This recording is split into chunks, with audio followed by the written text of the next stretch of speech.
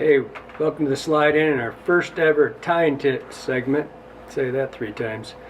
What we're going to do is we're going to try to go over just a couple of the most common questions we get on, tying articulated flies. It's not going to be too in-depth, but I'm sure that if you have a hula girl here, the hula girl is here for a reason. That's to distract your eyes in case I make a mistake. But back to tying.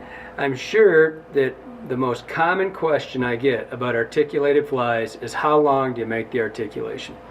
And how, should it be 5 beads, 2 beads, whatever. The beads weren't even originally there. When I first started doing these, I realized that I needed to tighten up that articulation, but it still had to be long enough, and because my flies kept spinning around on the front hook. And that's why the beads came in. And so what I'm going to do is I'm going to show you exactly how I do mine. The first thing I'm going to show you though is how to, this back hook, as you can see, when Johnny zooms in there a little bit, what you can see, there's a lot of stuff flopping around back there, rubber legs and stuff. And this is a real simple trick. You just take a regular straw, and you can do this for a lot of, like when you're trimming a head on a fly, you can do the same thing. But you just take a regular straw, cut it lengthwise, and then you simply open it up like that, get all your legs and your hackle back here, and you just simply put it right over top of it. Okay, so it slides back. So now you get a nice neat package back here that you don't have to deal with when you're working with the rest of this fly. So then what you're going to do is you're going to see that I've got 2 beads on here, and that's generally what I use is 2 beads. Some, everybody does it different. Some people use 1, 3, whatever. I've got a couple on here, but what I want you to see is that if my articulation was that long right now, when I started fishing this, it would spin around and it would hook the front hook.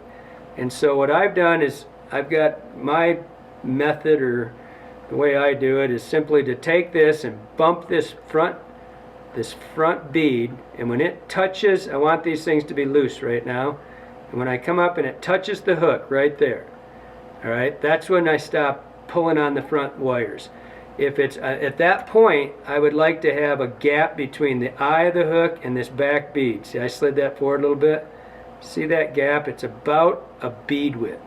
If you pull it too tight, obviously you don't have an articulation anymore.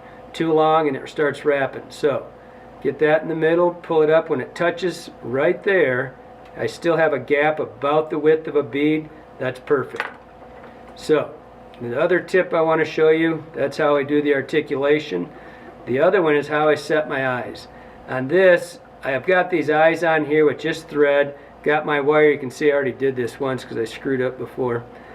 I come forward, and then I take both wires right to the eye of the hook, and I run both of them through there. Settle down.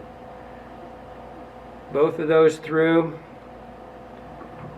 Pull them nice and tight. Run your thread right to the eye of the hook, and then pull both of those really tight, right back, right to there. Come to the back side of the eyes.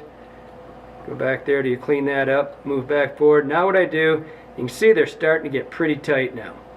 So now I do a couple figure 8s around the eyes, and then I quit doing figure 8s and I go around the bottom of the hook and circle the eyes, and then give it a pull right there nice and tight, and you're back, and now they're secure as all get up. So when Johnny pans out, you can see that again. What you'll see is the articulation's nice and straight. The beads are back. There's just a little gap between them, so they're not so tight that they're not articulating, but they're not so loose that it flops around the hook. Hope that helps your tying out. Thanks.